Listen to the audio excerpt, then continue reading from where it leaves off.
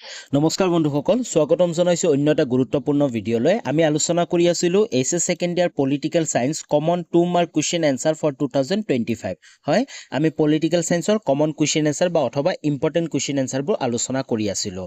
আজি আমি আলোচনা কৰিম যি পাৰ্ট বি আছে অথবা শ শাখা আছে, politics in India since independence, স্বাধীনোত্তৰ ভাৰত ৰাজনীতি। এই পাৰ্টটোৰ যিমানবোৰ 2 নম্বৰীয়া ইম্পৰ্টেণ্ট কুৱেশ্যন এনচাৰ আছে 2015 পৰা 2023 যিমানবোৰ আহিছিল সকলোবোৰ আলোচনা কৰিম। ইয়াৰ আগতে মই পাৰ্ট এ বনাইছোঁ, পাৰ্ট এ টোৰো ভিডিঅ' বনাইছোঁ। যদি তোমালোকে চোৱা নাই ডেছক্ৰিপশ্যনত লিংক থাকিব, ভিডিঅ'টো তোমালোকে চাব পাৰা। আৰু এই ভিডিঅ'টো ফৰ বহুত ইংলিছ এণ্ড এছামিছ মিডিয়ামৰ কাৰণে। আশা কৰোঁ তোমালোকে ভিডিঅ'টো সম্পূৰ্ণ চাবা। তোমালোকে এই ভিডিঅ'টো এজ এ ৰিভিজন হিচাপেও ল'ব পাৰা, কাৰণ তোমালোকৰ এক্সামৰ আগে আগে এটা ৰিভিজন হৈ যাব। অ'কে, কিন্তু তাৰ আগতে মই কেইদিনমান আগতে যি এডুকেশ্যন এক্সাম আছিল, এডুকেশ্যন এক্সামৰ কাৰণে মই কিছুমান কমন দিছিলোঁ। তো বহুখিনি কমন আহিছে। তোমালোকৰ মাজৰে যিসকলে ভিডিঅ'বোৰ চাইছিলা তেওঁলোকে পৰীক্ষা দি আহি মোক কমেণ্টবোৰ কৰিছিল, বহুখিনি ভাল লাগিল, আনন্দিত ফিল কৰিছোঁ যে কিবা এটা কমন এটা আহিছে, বহুখিনি ভাল লাগিল তোমালোকৰ। তো বহুতে কমেণ্ট দিছিল, তো তেওঁলোকক মই বহুত ধন্যবাদ জনাইছোঁ এই ভিডিঅ'ৰ যোগেদি। এতিয়া আমি আৰম্ভ কৰোঁ। প্ৰথমতে আমি 2015 ইম্পৰ্টেণ্ট কুৱেশ্যন এনচাৰবোৰ চাই লওঁ। কুৱেশ্যন নম্বৰ 1 টো চোৱা, mention 2 points of tension in India's relation with Pakistan. পাকিস্তানৰ সৈতে ভাৰতৰ সম্পৰ্কত থকা দুটা উদ্দীপনাপূৰ্ণ দিশ উল্লেখ কৰা। এই কুৱেশ্যনটো এটা ইম্পৰ্টেণ্ট কুৱেশ্যন, কাৰণ এই কুৱেশ্যনটো বহুবাৰ ৰিপিট হৈছে। তো যি টেনশ্যন আছে পাকিস্তান আৰু ভাৰতৰ মাজত, প্ৰথম সমস্যা দুটা আমাক লিখিব দিছে। প্ৰথমটো হ'ব কাশ্মীৰ ইছ্যু, হয়নে? কাশ্মীৰৰ সমস্যা বৰ্তমান সময় নহয়, যেতিয়া 1947 চন 1947 পৰা যেতিয়াৰ পৰা ইণ্ডিপেণ্ডেঞ্চ হৈছে, হয়, স্বাধীন হৈছে দুটা দেশ, তেতিয়াৰ পৰাই কি হৈ আছে, এই কাশ্মীৰক লৈ সমস্যা চলি আছে, হয়নে? দুইটা দেশৰ মাজত প্ৰধান সমস্যা হৈ আছে বৰ্তমান সময়লৈকে কাশ্মীৰ ইছ্যু। অ'কে, বুজি পাইছা? নেক্সট 2 নম্বৰটো হ'ব ক্ৰছ বৰ্ডাৰ টেৰৰিজম।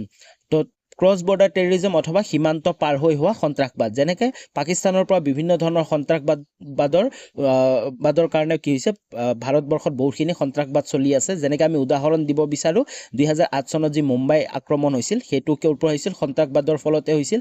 আৰু 2019 চনত যি পুলৱামা আক্ৰমণ হৈছিল, সেইটো কি হৈছিল? এই ক্ৰছ বৰ্ডাৰ টেৰৰিজমৰ কাৰণে হৈছিল। অ'কে, তো আশা কৰোঁ তোমালোকে বুজি পাইছা। দুটা কথা একেবাৰে ইজিলি তোমালোকে লিখিব পাৰিবা। নেক্সট কুৱেশ্যন আগবাঢ়ো। কুৱেশ্যন নম্বৰ 2 টো চোৱা, mention two main feature of new economic policy in India. ভাৰতৰ নতুন অৰ্থনৈতিক নীতিৰ দুটা প্ৰধান বৈশিষ্ট্য লিখা। এই কুৱেশ্যনটো অতিকৈ ইম্পৰ্টেণ্ট, কাৰণ বহু বছৰ ৰিপিট হৈছে। আৰু কোন কোন বছৰ ৰিপিট হৈছে মই প্ৰত্যেক বছৰ যেতিয়া মই তোমালোকক কৈ যাম, তো তোমালোকে চাব পাৰিবা যে এই কুৱেশ্যনটো বা যিমানকেইটা ইম্পৰ্টেণ্ট লিখা আছে, এই কুৱেশ্যনকেইটা কিমানবাৰ ৰিপিট হৈছে। তো দুটা আমাক কি লিখিব দিছে? নিউ ইকনমিক পলিচি অথবা ভাৰতৰ নতুন অৰ্থনৈতিক নীতিৰ কথা লিখিব দিছে। তো প্ৰথমটো আছিল কি? লিবাৰেলাইজেশ্যন আছিল কি? চৰকাৰী নিয়ন্ত্ৰণ হ্ৰাস কৰি ব্যক্তিগত খণ্ডৰ অধিক অংশগ্ৰহণ সুযোগ প্ৰদান কৰা। আৰু 2 নম্বৰটো আছিল কি? আছিল গ্ল'বেলাইজেশ্যন, হয়, বিশ্বায়ন আছিল। বিশ্বায়ন মানে কি? যি বৈদেশিক বাণিজ্য আৰু বিনিয়োগ নীতিৰ জৰিয়তে ভাৰতীয় অৰ্থনীতিৰ বিশ্ব বজাৰৰ সৈতে সংযোগ স্থাপন কৰা। অ'কে, মনত থাকিব। তো দুটা নীতি, economic policy, new economic policy অথবা নতুন অৰ্থনৈতিক নীতি কি আছিল? Liberalisation and globalisation. Next question আগবাঢ়ো। কুৱেশ্যন নম্বৰ 3 টো চোৱা, write two consequences of emergency of 1975। 1975 চনৰ জৰুৰীকালীন অৱস্থাৰ দুটা পৰিণতি লিখা। যি 1975ত ভাৰতত এমাৰ্জেঞ্চি ঘোষণা হৈছিল অথবা জৰুৰীকালীন অৱস্থা ঘোষণা হৈছিল, সেই তাৰ দুটা পৰিণতি আমাক লিখিব দিছে। এই কুৱেশ্যনটো এটা গুৰুত্বপূৰ্ণ কুৱেশ্যন, ইম্পৰ্টেণ্ট লিখি থৈছোঁ, কাৰণ এই কুৱেশ্যনটো বহু বছৰ ৰিপিট হৈছে। যিমান বছৰত ৰিপিট হৈছে মই সেই বছৰটোত কৈ দিম তোমালোকক। অ'কে, তো কি পৰিণতি কি হৈছিল এই ইমাৰ্জেঞ্চিৰ ফলত? প্ৰথম 1 নম্বৰ আছিল কি? Suspension of fundamental right. যি মৌলিক অধিকাৰ আছে সেইটো কি হৈছিল? ক্ষতিগ্ৰস্ত হৈছিল, হয়নে? যেনেধৰণে মানুহৰ যি সংবাদ পত্ৰবোৰ আছিল, হয়নে, সেইবোৰো কি আছিল? বাক স্বাধীনতা কি দিছিল? হেৰাই পেলাইছিল। আৰু লগতে যিমানবোৰ অপজিশ্যন লিডাৰবোৰ আছিল, সেই লিডাৰবোৰক কি হৈছে? নেতাসকলক গ্ৰেপ্তাৰ কৰা হৈছিল। বুজি পাইছা? আৰু 2 নম্বৰ পৰিণতিটো কি আছিল? পলিটিকেল ইম্পেক্ট, ৰাজনৈতিক প্ৰভাৱো পৰিছিল। যেতিয়া 1975 চনত এমাৰ্জেঞ্চি ঘোষণা কৰে, তাৰপিছত যেতিয়া ইলেকশ্যন হৈছিল 1977 চনত, তেতিয়া কি হৈছিল? যে ইন্দিৰা গান্ধীৰ কংগ্ৰেছ চৰকাৰ পৰাস্ত হৈছিল আৰু নতুন পাৰ্টি এটা, ভাৰতীয় জনতা পাৰ্টিৰ উত্থান ঘটে অ'কে মনত ৰাখিবা জনতা পাৰ্টি আছিল তেতিয়া নাম তো জনতা পাৰ্টিৰ উত্থান ঘটিছিল তো দুটা পৰিণতি মনত ৰাখিবা প্ৰথমটো আছিল কি ফাণ্ডামেণ্টেল ৰাইট অথবা মৌলিক যি অধিকাৰ আছে সেইটো অধিকাৰ ক্ষতিগ্ৰস্ত হৈছিল লগতে যিমান অপজিশ্যন বিৰোধী নেতাসকল আছিল তেওঁলোকক কি কৰা হৈছিল এৰেষ্ট কৰা হৈছিল আৰু 2 নম্বৰ যোনটো পৰিণতি আছিল সেইটো আছিল পলিটিকেল ইম্পেক্ট ৰাজনৈতিক প্ৰভাৱ পৰিছিল ইন্দিৰা গান্ধী নেক্সট যোনটো ইলেকশ্যন আছিল 1977 ইলেকশ্যনত কি হৈছিল তেওঁ পৰাস্ত হৈছিল আৰু জনতা পাৰ্টি নতুনকে চৰকাৰ গঠন কৰিছিল ওকে বুজি পাইছা আশা কৰো তোমালোকে বুজি পাইছা তোমালোকে জাস্ট বুজি যোৱা উত্তৰকেইটা তোমালোকৰ মনত ৰাখি লোৱা ওকে নেক্সট কুৱেশ্যন নম্বৰ 4 টো চোৱা mention two causes for growing importance of regional political parties in India ভাৰতৰ আঞ্চলিক ৰাজনৈতিক দলসমূহৰ গুৰুত্ব বৃদ্ধিৰ দুটা কাৰণ লিখা এই কুৱেশ্যনটো ইম্পৰ্টেণ্ট বহু বছৰ ৰিপিট হৈছে এই কুৱেশ্যনটো যি ভাৰতৰ আঞ্চলিক ৰাজনৈতিক দলসমূহ আছে হয়নে যিকোনো এটা ৰাজ্যৰ দলসমূহবোৰ আছে যিবোৰ আঞ্চলিক দল বুলি কোৱা হয় সেই দলবোৰৰ কি হৈছে গুৰুত্ব বৃদ্ধি দুটা কাৰণ উল্লেখ কৰা প্ৰথমটো হ'ল কি ৰিজনেল এছপিৰেশ্যন এণ্ড আইডেণ্টিটি হয় আঞ্চলিক প্ৰবৃত্তি আৰু পৰিচয় তো এইবোৰ যিমানবোৰ দল আছে সেইবোৰৰ দলৰ কি এটা নিজা যি আঞ্চলিক এটা কি থাকে পৰিচয় থাকে হয়নে আঞ্চলিক দলসমূহ নিজ নিজ ৰাজ্যৰ বিশেষ সংস্কৃতি ভাষাগত আৰু অৰ্থনৈতিক সমস্যাসমূহ সমাধান কৰিবলৈ অধিক মনোযোগ দিয়ে হয়নে যিহেতু এই আঞ্চলিক দলবোৰ যিকোনো এটা ৰাজ্যৰ থাকে তো সেই দলটোৱে কি কৰে সেই ৰাজ্যৰ যিবোৰ সমস্যা আছে সেই সমস্যাবোৰ সমাধান কৰিব পাৰে হয়নে তো তাৰ কাৰণে কি কৰা হয় সেই দলবোৰে গুৰুত্ব দিয়ে আৰু 2 নম্বৰ কাৰণ এটা 2 নম্বৰ আমাৰ কাৰণ লিখিব দিছিল সেই কাৰণটো হ'ব কি কলিশ্যন পলিটিক্স মানে কি জুতীয়া যি ৰাজনীতি যেনেকৈ যিবোৰ ইলেকশ্যন আহে ইলেকশ্যনত কি হ'ব কোনো এটা দল এককভাৱে সংখ্যাগৰিষ্ঠতা লাভ নকৰাৰ ফলত আঞ্চলিক দলসমূহ ৰাজ্য আৰু ৰাষ্ট্ৰীয় চৰকাৰৰ গঠনত গুৰুত্বপূৰ্ণ ভূমিকা গ্ৰহণ কৰে বুজি পাইছা যিকোনো যেতিয়া ৰাজ্য বা দেশত ইলেকশ্যন হ'ব হয়নে নিৰ্বাচন সময়ত যদি কোনো এটা দলে একক যি সংখ্যাগৰিষ্ঠতা আছে সেইটো যেতিয়া লাভ নকৰিব তেতিয়া কি কৰিব এই যিবোৰ আঞ্চলিক দলবোৰ আছে আঞ্চলিক দলবোৰে কি হ'ব লগ হৈ চৰকাৰ গঠন কৰিব বৰ্তমান সময়ত যি চৰকাৰ গঠন হৈ আছে সেইটো এনেকুৱা হৈছিল যি বিহাৰৰ নীতিশ কুমাৰ আছিল নীতিশ কুমাৰৰ এই জনতা পাৰ্টিটোৱে কি কৰিছিল ভাৰতীয় জনতা পাৰ্টিক ছাপোৰ্ট কৰি কি কৰিছে চৰকাৰ গঠন কৰিছিল হয়নে দেখা পাইছা তোমালোকে চাগে এই বস্তুটো এতিয়া বুজি পাই গৈছা নেক্সট কুৱেশ্যন আগবাঢ়ো কুৱেশ্যন নম্বৰ 5 টো চোৱা write any two object of planning in India ভাৰতত পৰিকল্পনাৰ যিকোনো দুটা উদ্দেশ্য লিখা এই কুৱেশ্যনটো এটা ইম্পৰ্টেণ্ট ভাৰতৰ পৰিকল্পনাৰ যিকোনো দুটা উদ্দেশ্য কি আছিল ইকনমিক গ্ৰোথ হয় আৰ্থিক বৃদ্ধি কৰা আৰু দৰিদ্ৰ হ্ৰাস কৰা হয় দুটা আছিল কি আৰ্থিক বৃদ্ধি আৰু দৰিদ্ৰ হ্ৰাস কৰা বুজি পাইছা আৰ্থিক বৃদ্ধি যেনেকুৱা আছিল কি ৰাষ্ট্ৰীয় আৰু প্ৰতি ব্যক্তি আয় বৃদ্ধি কৰা আৰু তাৰ লগতে দৰিদ্ৰ আৰু আৰ্থিক অসমতা হ্ৰাস কৰা যি দৰিদ্ৰ ৰেট আছে দৰিদ্ৰ ৰেট পভাৰ্টি ৰেট সেই পভাৰ্টি ৰেটটো কমাই আনা বুজি পাইছা নেক্সট কুৱেশ্যন আগবাঢ়ো কুৱেশ্যন নম্বৰ 6 টো চোৱা which two article of the constitution of India given more autonomy to Jammu and Kashmir ভাৰতীয় সংবিধানৰ কোন দুটা অনুচ্ছেদে জম্মু আৰু কাশ্মীৰক অধিক স্বতন্ত্ৰতা প্ৰদান কৰিছে এই কুৱেশ্যনটো ইম্পৰ্টেণ্ট পুনৰ ৰিপিট হ'ব এই কুৱেশ্যনটো তো তোমালোকে তো একেবাৰতে ভিডিঅ'টো ধুনীয়াকৈ তোমালোকে চাই যোৱা যাতে গোটেইবোৰ তোমালোকৰ মনত থাকি যায় ওকে তো দুটা আৰ্টিকেল আমাৰ লিখিব দিছে প্ৰথমটো আছে আৰ্টিকেল 370 তোমালোকে নিউজে টিভিত শুনা পাই থাকা আৰ্টিকেল 70ৰ কথা আৰ্টিকেল 70 কি দিছে জম্মু আৰু কাশ্মীৰক স্পেচিয়েল ষ্টেটাছ টু অটনমি বুলি দিছে হয়নে অনুচ্ছেদ 370 বিশেষ মৰ্যাদা প্ৰদান কৰিছে আৰু লগতে আৰ্টিকেল 35A আৰ্টিকেল অনুচ্ছেদ 35A কি কৰিছে স্থায়ী বাসিন্দাসকলক বিশেষ অধিকাৰ নিশ্চিত কৰিছে হয় provide special right to permanent resident যি জম্মু কাশ্মীৰৰ পাৰ্মানেণ্ট ৰেচিডেণ্টবোৰ আছে তেওঁলোকক কি কৰিছে বিশেষ সুবিধা প্ৰদান কৰিছে বুজি পাইছা আশা কৰোঁ তোমালোকে বুজি পাইছা নেক্সট কুৱেশ্যনলৈ আগবঢ়াৰ আগতে যদি এতিয়ালৈ চেনেলটো ছাবস্ক্ৰাইব কৰা নাই তেনেহ'লে চেনেলটো ছাবস্ক্ৰাইব কৰি লোৱা আৰু লগতে যি বেল আইকনটো আহিব বেল আইকনটো প্ৰেছ কৰি অল কৰি ল'বা বেল আইকনটো প্ৰেছ কৰি অল কৰি ল'লেহে মই যেতিয়া নেক্সট ভিডিঅ'বোৰ দিম তাৰ নটিফিকেশ্যন তোমালোকে অতি সহজতে পাব পাৰিবা বহুতে চেনেলটো ছাবস্ক্ৰাইব নকৰে তো আশা কৰোঁ সকলোকে মই অনুৰোধ জনাওঁ যে চেনেলটো ছাবস্ক্ৰাইব কৰা আৰু যদি তোমালোকে PDF-সমূহ ডাউনলোড কৰিব বিচাৰা তেনেহ'লে ডেছক্ৰিপশ্যনত টেলিগ্ৰাম চেনেলৰ লিংক থাকিব তোমালোকে টেলিগ্ৰাম চেনেল জইন হৈ ল'বা তাৰ পৰা তোমালোকে PDF-সমূহ ডাউনলোড কৰিব পাৰিবা নেক্সট আগবাঢ়ো এতিয়া আমি 2016 ইম্পৰ্টেণ্ট কুৱেশ্যন এনচাৰবোৰ 2 নম্বৰীয়াবোৰ আলোচনা কৰিম কুৱেশ্যন নম্বৰ 7 টো চোৱা কি কৈছে write two features of coalition government in India ভাৰতত সন্মিলিত চৰকাৰৰ দুটা বৈশিষ্ট্য লিখা এই যে কলিশ্যন চৰকাৰ বুলি কৈছে সন্মিলিত চৰকাৰ বুলি কৈছে বহুতকেইটা কি কৰে দলে এটা দলক সহায় কৰে মানে ছাপোৰ্ট কৰে তেতিয়া বহুতকেইটা দলে যোগ হৈ কি কয় চৰকাৰ গঠন কৰে তো তাৰ দুটা বৈশিষ্ট্য লিখিব দিছে এই কুৱেশ্যনটো ইম্পৰ্টেণ্ট কুৱেশ্যন বহু বছৰ ৰিপিট হৈছে তো অলৰেডি আমি আলোচনা কৰিছোৱে চোৱা প্ৰথমটো কি আছিল প্ৰথম যোনটো বৈশিষ্ট্য এইটো মাল্টিপল পাৰ্টিজ এই যিটো সন্মিলিত চৰকাৰ আছে সন্মিলিত চৰকাৰ বহু দলেৰে গঠিত হয়নে এটা দুটা নহয় বহুকেইটা দলেৰে কি হ'ব দুটা বা তাতোকৈ বেছি ৰাজনৈতিক দলৰ জোঁট থাকে তাৰপিছত কি আছিল শ্বেয়াৰ পাৱাৰ আৰু শক্তি বিভাজন থাকে যিকোনো যোনে চৰকাৰ গঠন কৰিব যোনকেইটা দলে লগ লাগি সেই সকলোকেইটা দলে কি পাব শক্তি পাব কিছুমান যেনেকৈ মন্ত্ৰালয়বোৰ পাব হয় তাৰ দায়িত্ববোৰ পাব হয়নে বুজি পাইছা নেক্সট কুৱেশ্যন লাগবাহো কুৱেশ্যন নম্বৰ 8 টো চোৱা write two features of party system in India ভাৰতীয় দলীয় ব্যৱস্থাৰ দুটা বৈশিষ্ট্য লিখা ইয়াৰ উত্তৰটো হ'ব কি মাল্টি পাৰ্টি চিষ্টেম ভাৰতত কি আছে বহুদলীয় ব্যৱস্থা আছে হয়নে আৰু লগতে কি আছে কলিশ্যন পলিটিক্স আছে যেনেকৈ জোট ৰাজনীতি আছে যেনে মৰ্চা চৰকাৰ বা এই সন্মিলিত পাৰ্টি ব্যৱস্থাটো আছে হয়নে এটা দলে যেতিয়া সংখ্যাগৰিষ্ঠ লাভ নকৰিব তেতিয়া বহুতকেইটা হ'ব পাৰে আঞ্চলিক দলৰ লগত যোগ হৈ কি কৰিব চৰকাৰ গঠন কৰিব পাৰিব বুজি পাইছা নেক্সট কুৱেশ্যন লাগবাহো কুৱেশ্যন নম্বৰ 9 টো চোৱা write two consequences of 1977 Lok Sabha election 1977 চনৰ লোকসভা নিৰ্বাচনৰ দুটা ফলাফল লিখা এই কুৱেশ্যনটো অলৰেডি আমি আলোচনা কৰিলোঁ এই কুৱেশ্যনটো ইম্পৰ্টেণ্ট পুনৰ সেম এনেকৈ আহিছে আমি কি আলোচনা কৰিছিলোঁ কি হৈছিল কংগ্ৰেছ দল কি হৈছিল পৰাজয় হৈছিল ইন্দিৰা গান্ধী পৰাজয় হৈছিল আৰু কি হৈছিল ভাৰতীয় যি জনতা পাৰ্টি আছে জনতা পাৰ্টিৰ কি হৈছিল চৰকাৰ গঠন কৰিছিল হয় নাই কিয় হৈছিল এই যি ইমাৰ্জেঞ্চি আছিল ইমাৰ্জেঞ্চিৰ ফলত হৈছিল এইটো ওকে নেক্সট কুৱেশ্যন লাগবাহো কুৱেশ্যন নম্বৰ 10 টো চোৱা mention two major objective of Jawaharlal Nehru's foreign policy Jawaharlal নেহৰুৰ বৈদেশিক নীতিৰ দুটা প্ৰধান উদ্দেশ্য উল্লেখ কৰা এই কুৱেশ্যনটো ইম্পৰ্টেণ্ট পুনৰ ৰিপিট হ'ব এই কুৱেশ্যনটো তোমালোকে ভালধৰণে চোৱা জৱাহৰলাল নেহৰুৰ দুটা বৈদেশিক নীতি কি আছিল এক নম্বৰটো আছিল নন এলাইনমেণ্ট হয় অসমৰ্থকতা যি অসমৰ্থকতা কেতিয়া আছিল যি কোল্ড ৱাৰ হৈ আছিল শীতল যুদ্ধ হৈ আছিল সেই সময়ত কি কৰিছিল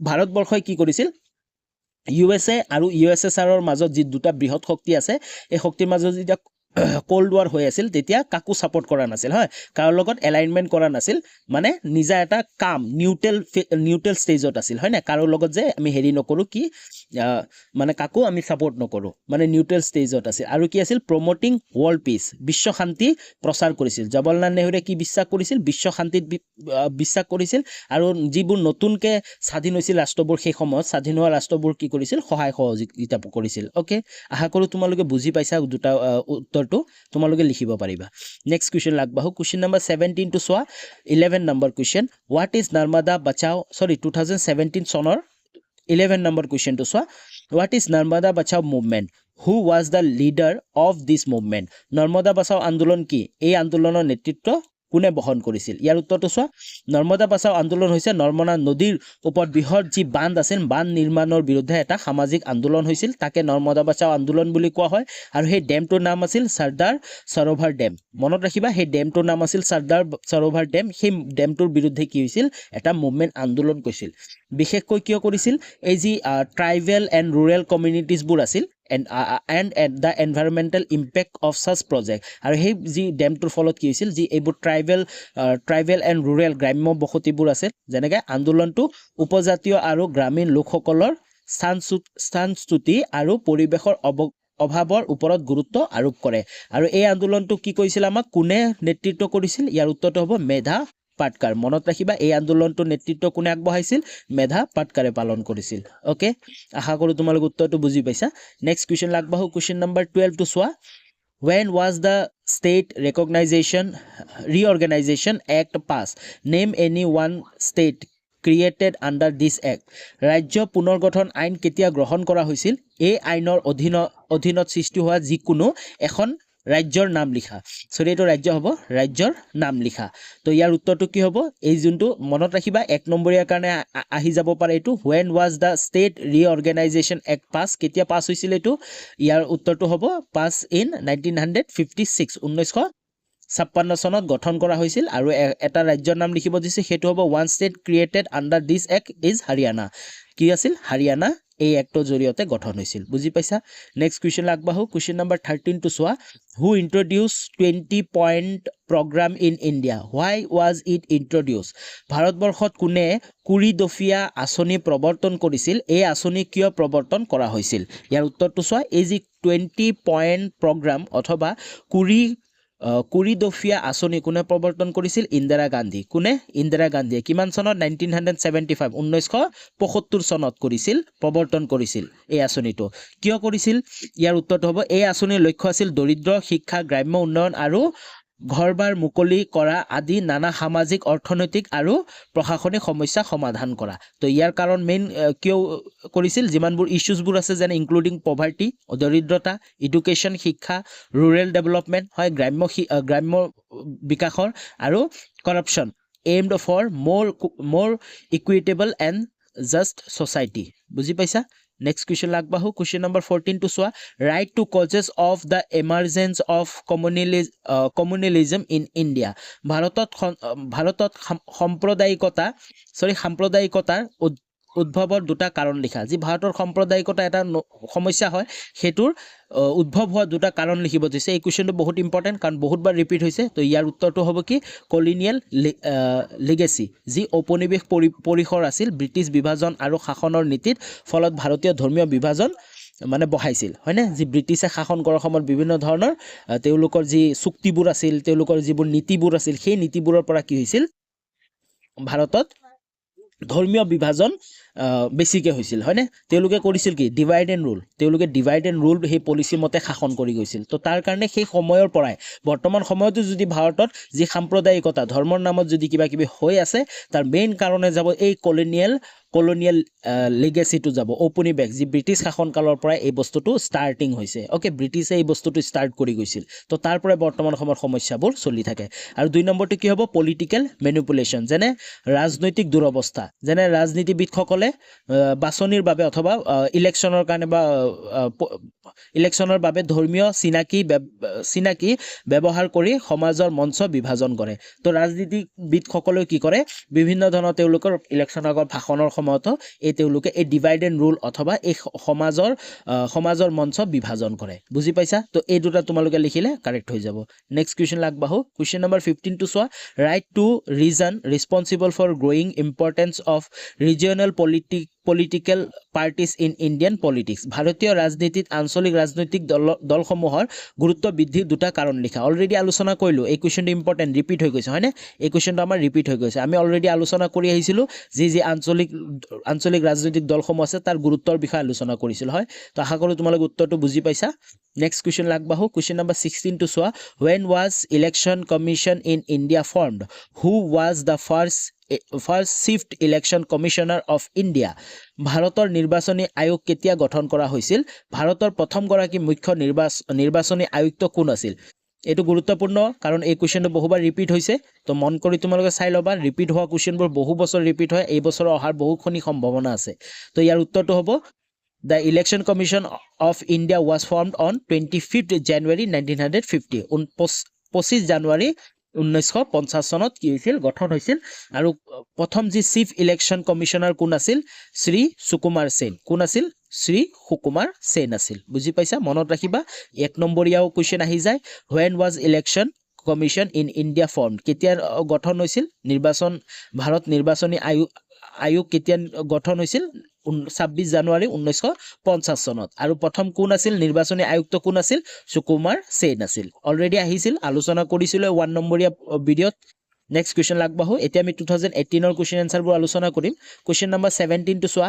right two recommendation of Mandal commission Mandal আয়োগৰ দুটা পৰামৰ্শ লিখা এই কুৱেশ্যনটো ইম্পৰ্টেণ্ট কাৰণ বহু বছৰ ৰিপিট হ'ব তো উত্তৰটো কি আছিল উত্তৰটো তোমালোকে চোৱা মণ্ডল আয়োগৰ পৰামৰ্শ দুটা আছিল কি আছিল ৰিজাৰ্ভেশ্যন ফৰ OBCs হয় না OBCৰ কাৰণে কি কৰা সংৰক্ষণ কৰা আৰু তাৰ পিছত 2 নম্বৰটো কি আছিল 2 নম্বৰটো আছিল ইকনমিক এণ্ড এডুকেশ্যনেল ডেভেলপমেণ্ট অৰ্থনৈতিক আৰু শিক্ষাগত উন্নয়ন কৰা নেক্সট কুৱেশ্যন আগবাঢ়ো কুৱেশ্যন নম্বৰ 18 টো মই তোমালোকক উত্তৰটো কৈ নিদো কুৱেশ্যন নম্বৰ 18 ৰ উত্তৰটো তোমালোকে দিবা কমেন্টত dash and dash were two nations include in two nation theory advanced by Muslim League before independence. স্বাধীনতাৰ পূৰ্বে মুছলিম লীগে আগবঢ়োৱা দ্বিজাতি তত্ত্বৰ অন্তৰ্ভুক্ত কৰা ৰাষ্ট্ৰ দুখন আছিল দেশ আৰু দেশ। কোন দুখন ৰাষ্ট্ৰ আছিল এইটো তোমালোকে কমেন্ট কৰি জনোৱা, তোমালোকে জানাই।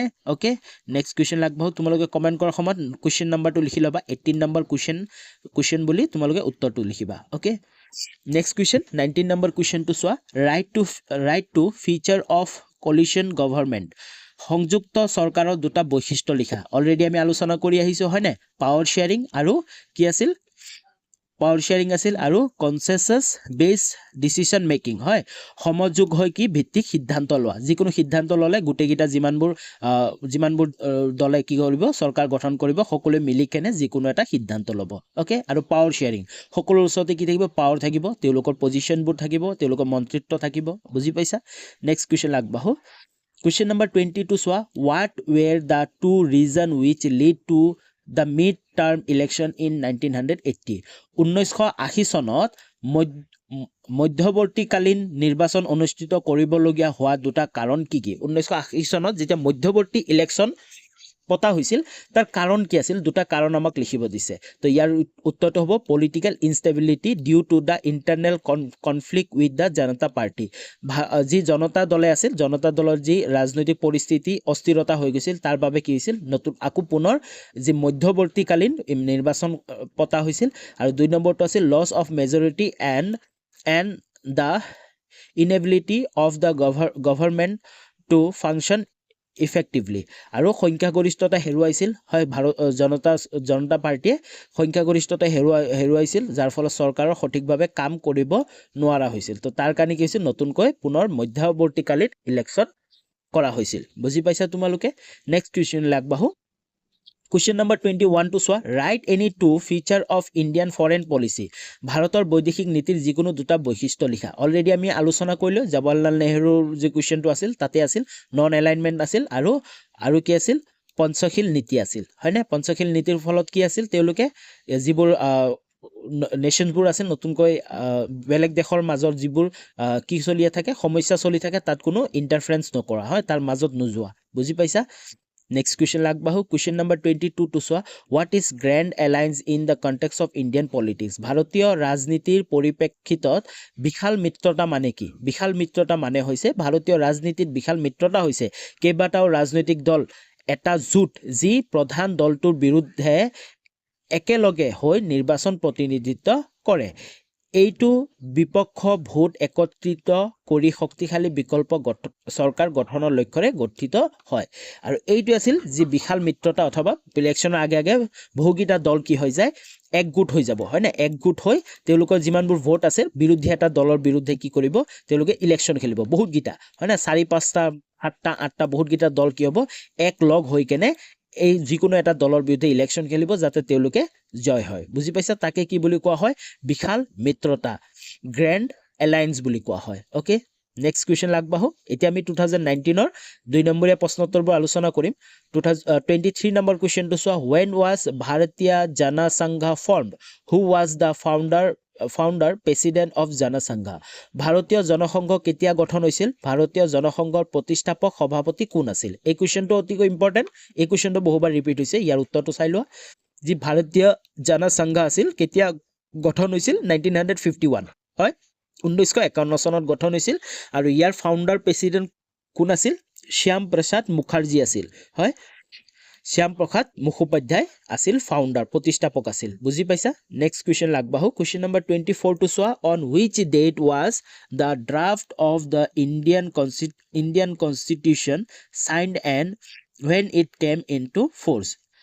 কোন তাৰিখে ভাৰতীয় সংবিধান সচৰাচৰ স্বাক্ষৰ কৰা হৈছিল আৰু ই কেতিয়া বলবৎ কৰা হৈছিল? একেবাৰে সহজ, আমি সকলোৱে জানো কেতিয়া বলবৎ কৰা হৈছিল। বহুতে জানে যে 1950 চনৰ 26 জানুৱাৰী তাৰিখে বলবৎ কৰা হৈছিল ভাৰতীয় সংবিধানখন। কিন্তু স্বাক্ষৰ কেতিয়া কৰা হৈছিল? 1949 চনৰ 26 নৱেম্বৰ তাৰিখে স্বাক্ষৰ কৰা হৈছিল। মনত ৰাখিবা, তোমালোকে অলৰেডি জানাই চাগে। তো ইম্পৰ্টেণ্ট কুৱেশ্যন ৰিপিট হৈ যাব পাৰে। নেক্সট কুৱেশ্যন আগবাঢ়ো। কুৱেশ্যন নম্বৰ 25 টো চোৱা। Write two reason responsible for growing importance of regional political parties in Indian politics? ভাৰতীয় ৰাজনীতিত আঞ্চলিক ৰাজনৈতিক দলসমূহৰ গুৰুত্ব বৃদ্ধিৰ দুটা কাৰণ লিখা। এই কুৱেশ্যনটো আমাৰ কি হৈ গৈছে? ৰিপিট হৈ গৈছে। অলৰেডি আমি আলোচনা কৰিছিলোঁ হয়নে এই কুৱেশ্যনটো ৰিপিট হৈ গৈছে তো এইটো আমি আলোচনা নকৰোঁ আশা কৰোঁ তোমালোকে সকলোৱে ইয়াৰ উত্তৰটো জানাই নেক্সট কুৱেশ্যন আগবাঢ়ো কুৱেশ্যন নম্বৰ 26 টো চোৱা which two union territories were given the status of statehood in 1972 কোনখন কেন্দ্ৰীয় শাসিত অঞ্চলক 1972 চনত পূৰ্ণাংগ ৰাজ্যৰ মৰ্যাদা দিয়া হৈছিল ইয়াৰ উত্তৰটো হ'ব কোনখন ৰাজ্য সেই উত্তৰটো হ'ব মণিপুৰ এণ্ড ত্ৰিপুৰা হয় মণিপুৰ এণ্ড ত্ৰিপুৰাক 1972 চনত ৰাজ্যৰ মৰ্যাদা দিয়া হৈছিল নেক্সট কুৱেশ্যন আগবাঢ়ো কুৱেশ্যন নম্বৰ 27 টো চোৱা write any two causes of conflict between India and Pakistan তো সেম কুৱেশ্যন ভাৰত আৰু পাকিস্তানৰ মাজত সংঘাতৰ যিকোনো দুটা কাৰণ লিখা আমি প্ৰথম কুৱেশ্যনতে আলোচনা কৰি আহিছিলোঁ এইটো ওকে কি আছিল আমাৰ কাশ্মীৰৰ সমস্যা আছিল কাশ্মীৰৰ প্ৰব্লেমটো আছে আৰু যি ক্ৰছ বৰ্ডাৰ টেৰৰিজমটো আছিল হয় না সীমান্তদি যি সন্ত্ৰাসবাদৰ সমস্যাটো আছিল সেই দুটা লিখি দিলে তোমালোকৰ হৈ যাব নেক্সট কুৱেশ্যন আগবাঢ়ো কুৱেশ্যন নম্বৰ 28 টো চোৱা give two suggestion to curb communalism in India ভাৰতবৰ্ষৰ সাম্প্ৰদায়িকতা ৰোধৰ বাবে দুটা পৰামৰ্শ দিয়া আমি অলৰেডি ভাৰতৰ যি সাম্প্ৰদায়িকতা কি কাৰণে বৃদ্ধি হৈছে তাৰ দুটা কাৰণ আমি আলোচনা কৰি আহিছিলোঁ কিন্তু বৰ্তমান সময়ত আমাক লিখিব দিছে দুটা এনেকুৱা কাৰণ লিখিব দিছে অথবা পৰামৰ্শ দিব দিছে যাৰ ফলত তুমি ৰোধ কৰিব পাৰি এই সাম্প্ৰদায়িকতা বাদটো ৰোধ কৰিব পাৰি ইয়াৰ উত্তৰটো হ'ব promote secular education that emphasize tolerance, mutual respect and unity in diversity. তো ধৰ্ম নিৰপেক্ষ শিক্ষা প্ৰচাৰ কৰিব লাগিব যাৰ জৰিয়তে কি সকলো সন্মান দিয়া হয় আৰু বৈচিত্ৰৰ একতা আগবঢ়োৱা হয় আৰু দুই নম্বৰটো হৈছে কি ষ্ট্ৰেংথ ল এণ্ড পলিচিজ হয় আন্তৰ্জাতিক ধৰ্মীয় সংলাপ সামাজিক সম্প্ৰীতি আৰু সকলো সম্প্ৰদায়ৰ বাবে সমান অধিকাৰ প্ৰচাৰ কৰিবলৈ আইন আৰু নীতি শক্তিশালী কৰা বুজি পাইছা নেক্সট কুৱেশ্যন আগবাঢ়ো ওকে এতিয়া আমি 2020 যিমানবোৰ 2 নম্বৰীয়া কুৱেশ্যন এনসাৰবোৰ আছিল সকলোবোৰ আলোচনা কৰিম 29 নম্বৰ কুৱেশ্যনটো চোৱা মেনশ্যন এনি টু আইডিঅলজিজ অফ ভাৰতীয় জনসংঘ ভাৰতীয় জনসংঘৰ যিকোনো দুটা আদৰ্শ উল্লেখ কৰা অতি গুৰুত্বপূৰ্ণ প্ৰশ্ন এটা হয় ইয়াৰ উত্তৰটো হ'ব কি আছিল আইডিঅলজি কি আছিল ইন্টিগ্ৰেল হিউমেনিজম হয়নে অন্তৰ্ভুক্ত মানৱতাবাদ আছিল আৰু 2 নম্বৰটো আছিল নেশ্যন ফাৰ্ষ্ট ৰাষ্ট্ৰ প্ৰথম ওকে বুজি পাইছা তোমালোকে এই দুটা আছিল কি যি ভাৰতীয় জনসংঘৰ দুটা আদৰ্শ নেক্সট কুৱেশ্যন আগবাঢ়ো কুৱেশ্যন নম্বৰ 32 চোৱা when was the election commission in India formed who was the first election commissioner of India এই কুৱেশ্যনটো আমি আলোচনা কৰিলো এই কুৱেশ্যনটো আমাৰ ৰিপিট হৈছে হয়নে কেতিয়া ইলেকশ্যন কমিশনাৰ ফৰ্ম হৈছিল 1950 হয় 1950 চনৰ 26 জানুৱাৰী 1950 চনৰ গঠন হৈছিল আৰু প্ৰথম কোন আছিল কমিশনাৰ কোন আছিল সুকুমাৰ সেন আছিল ওকে নেক্সট কুৱেশ্যন 31 নম্বৰ কুৱেশ্যনটো চোৱা write two consequences of emergency of 1975 1975 চনৰ জৰুৰীকালীন অৱস্থাৰ দুটা পৰিণতি লিখা অলৰেডি এই কুৱেশ্যনটো আলোচনা কৰিছো আমি দুটা পৰিণতি কি আছিল দুটা পৰিণতি আছিল যি বাক স্বাধীনতা আছিল সেই কি হৈছিল কমি গৈছিল আৰু যি ইন্দিৰা গান্ধীৰ কংগ্ৰেছ চৰকাৰ আছিল কংগ্ৰেছ চৰকাৰ পৰাজিত হৈছিল আৰু জনতা পাৰ্টি চৰকাৰ গঠন কৰিছিল নেক্সট কুৱেশ্যন নম্বৰ 32 টো চোৱা write any two factor responsible for the emergence of regional political party in India ভাৰতত আঞ্চলিক ৰাজনৈতিক দলৰ উদ্ভাৱন যিকোনো দুটা কাৰণ লিখা বহুবাৰ ৰিপিট হৈ গ'ল বহুবাৰ আমি পালো এই কুৱেশ্যনটো ৰিপিট হৈ গৈছে ওকে তো আশা কৰো তোমালোকে উত্তৰটো জানা নেক্সট কুৱেশ্যন নম্বৰ 33 টো চোৱা write two recommendation of the Mandal commission Mandal আয়োগৰ দুটা পৰামৰ্শ অলপ আগতে আমি আলোচনা কৰিলো হয়নে এই কুৱেশ্যনটো আমাৰ কি হৈছে ৰিপিট হৈছে Next question, 34 number question to so mention two main feature of new economic policy in India.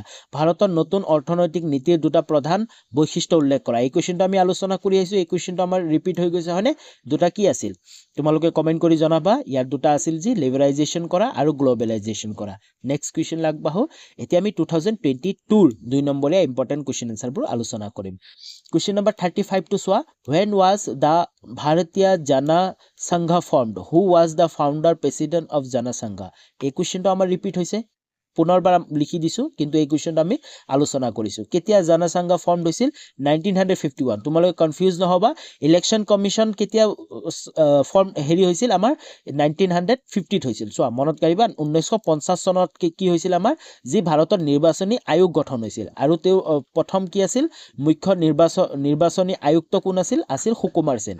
আৰু এইটো কুৱেশ্যন আহে আমাৰ কি আহে, ভাৰতীয় যি জনসংঘ আছে, এই জনসংঘ কেতিয়া কি হৈছিল? ফৰ্ম হৈছিল। ইয়াৰ উত্তৰটো হ'ব 1951। আৰু ইয়াৰ সভাপতিত্ব কোন আছিল? ইয়াৰ সভাপতিত্ব আছিল ডক্টৰ শ্যাম প্ৰসাদ মুখোপাধ্যায় আছিল। Okay, next question আগবাঢ়ো।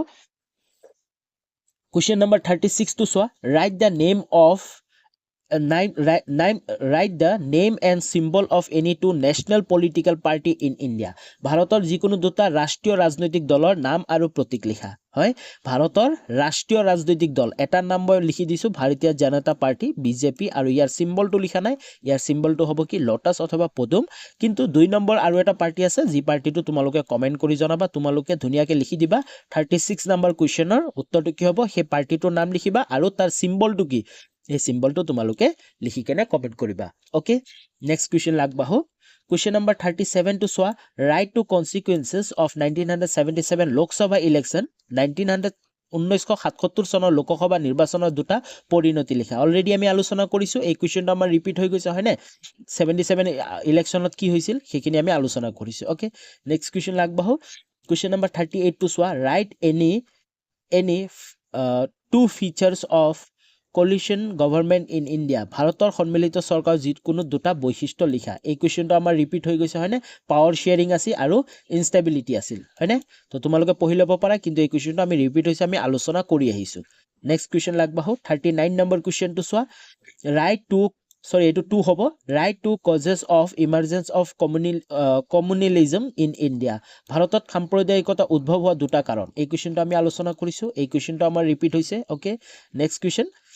নেক্সট আমি এতিয়া 2023 যিমানবোৰ 2 নম্বৰীয়া ইম্পৰ্টেণ্ট কুৱেশ্যন এনচাৰবোৰ আছিল, সকলোবোৰ আলোচনা কৰিম। কুৱেশ্যন নম্বৰ 42 চোৱা, mention two challenges India faced immediately after independence. স্বাধীনতা লাভৰ ঠিক পিছতে ভাৰতবৰ্ষ সন্মুখীন হোৱা দুটা প্ৰত্যাহ্বান উল্লেখ কৰা। স্বাধীনতাৰ ঠিক পাছতে ভাৰতে যি প্ৰত্যাহ্বান হৈছিল, যি সমস্যা সন্মুখীন হৈছিল, দুটা সমস্যাৰ নাম লিখিব দিছে। প্ৰথমটো আছিল কি? পাৰ্টিশ্যন এণ্ড ৰিফিউজি ক্ৰাইচিছ, হয়নে? পাৰ্টিশ্যন আৰু ৰিফিউজি ক্ৰাইচিছ, যেনে ভাগ হৈছিল আৰু শৰণাৰ্থীৰ সংকটত পৰিছিল। 1947 চনৰ ভাৰত ভাগৰ ফালৰ ব্যাপক জনসংখ্যাৰ স্থানান্তৰ আৰু সাম্প্ৰদায়িক হিংসা ঘটিছিল। এইটো এটা সমস্যা আছিল। আৰু 2 নম্বৰটো আছিল ইণ্টিগ্ৰেশ্যন অফ প্ৰিন্সেলি ষ্টেট, যেনে ৰাজকীয় ৰাজ্যৰ একত্ৰীকৰণ।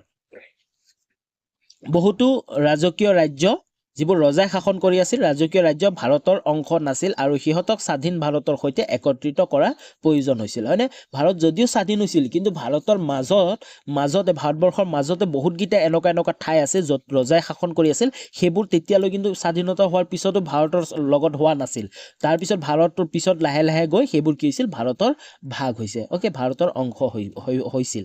বুজি পাইছা? তাকে কৈছে বহুতো ৰাজকীয় ৰাজ্য ভাৰতৰ অংশ নাছিল আৰু সিহঁতক স্বাধীন ভাৰতৰ সৈতে একত্ৰিত কৰা প্ৰয়োজন হৈছিল। তো এইকেইটা আছিল যেতিয়া ভাৰত ইণ্ডিপেণ্ডেঞ্চ অথবা স্বাধীনৰ পাছতেই হোৱা কিছুমান সমস্যা সন্মুখীন হৈছিল। নেক্সট কুৱেশ্যন আগবাঢ়ো। কুৱেশ্যন নম্বৰ 41 টো চোৱা, মেনশ্যন টু, এইটো 2 হ'ব, two consequences of the partition of India. Bharat বিভাজনৰ দুটা পৰিণাম উল্লেখ কৰা। তো ইয়াৰ উত্তৰটো হ'ব, প্ৰথমটো হ'ব কি? যি বিশাল স্থানান্তৰকৰণ, মাছ ডিছপ্লেচমেণ্ট হৈছিল। বহুত মানুহ কি? লাখ লাখ মানুহ নতুন সীমাৰেখা পাৰ হৈ স্থানান্তৰিত হ'বলগীয়া হৈছিল, যাৰ ফলত ব্যাপক স্থানান্তৰণ হৈছিল, হয়নে?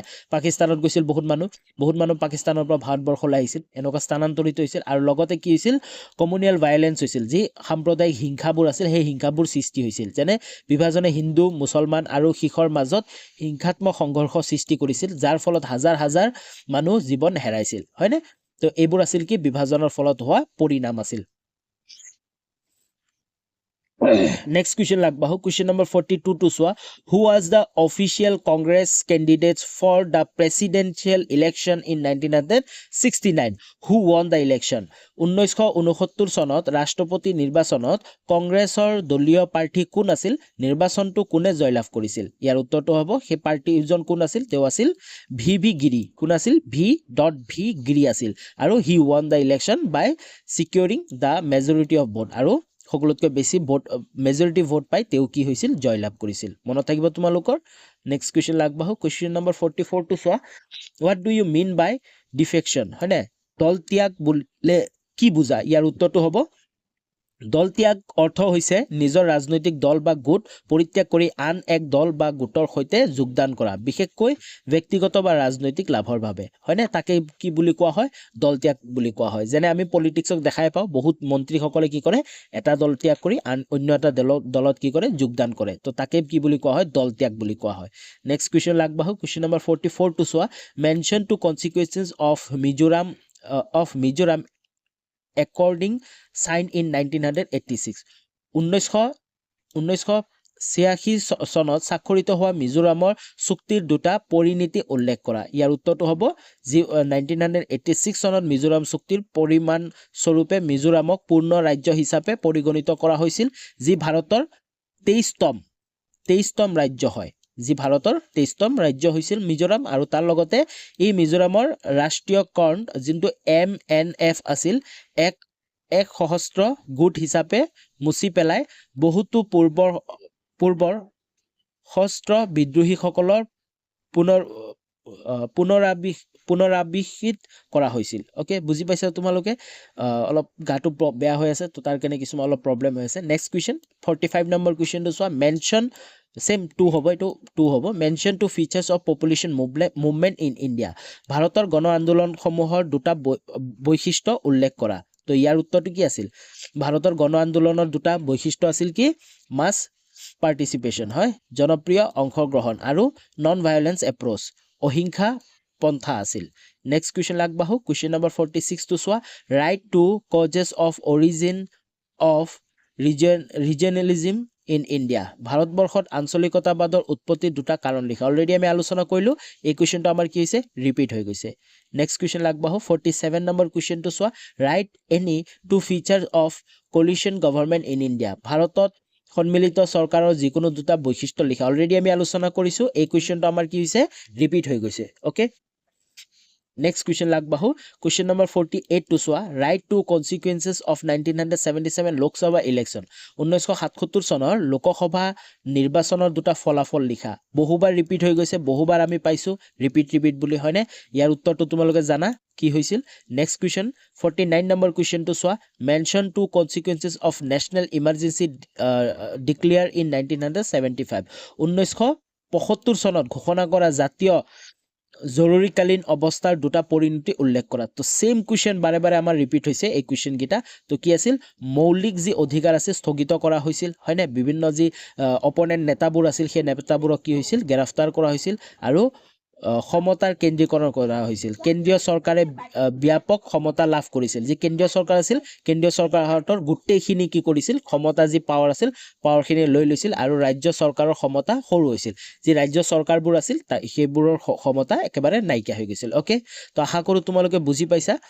যিমানবোৰ ইম্পৰ্টেণ্ট 2 নম্বৰীয়া কুৱেশ্যন এনচাৰ আছিল পাৰ্ট 2ৰ, আমি গোটেইখিনি আজি আলোচনা কৰিলোঁ। ইয়াৰ আগতে পাৰ্ট 1ৰো আলোচনা কৰিছোঁ। যদি তোমালোকে চোৱা নাই তেনেহ'লে তোমালোকে চাই ল'বা। আৰু বহুতে আনন্দিত হৈছোঁ তোমালোকে যেনেকৈ কমেণ্ট কৰি কৈছা। মই কুৱেশ্যন পেপাৰটো চোৱাই নাছিলোঁ, তোমালোকে কৈছা যে বহুখিনি কমন আহিছে, কমন পৰিছিল এডুকেশ্যনৰ। তো মই পুনৰ কুৱেশ্যন পেপাৰটো চাই মোৰ নিজৰো ভাল লাগিছে যে য়েছ, বহুতখিনি কমন পৰিছে। তো আশা কৰোঁ তোমালোকে ভিডিঅ'টো ভাল পালা। কিছুমান অলপ প্ৰব্লেম হৈ আছে, যিহেতু মোৰ অলপ হেল্থ প্ৰব্লেমৰ কাৰণে। তো আশা কৰোঁ তোমালোকে ভিডিঅ'টো ভাল পাইছা। তোমালোকে ভাল ধৰণে পঢ়া, তোমালোকৰ এক্সাম ভালে যাব। আৰু ভিডিঅ' আহিব 4 নম্বৰ আৰু 6 নম্বৰৰ ভিডিঅ' দিবলৈ চেষ্টা কৰিম। আৰু তোমালোকে টেলিগ্ৰাম চেনেলটো জইন কৰা, যাতে সকলোৱে PDF-টো ডাউনলোড কৰি ভালকৈ পঢ়িব পাৰে। তো আজিলৈ ইমানখিনি আছিল। পুনৰ লগ পাম নতুন এটা ভিডিঅ' লৈ। তেতিয়ালৈ বাই বাই।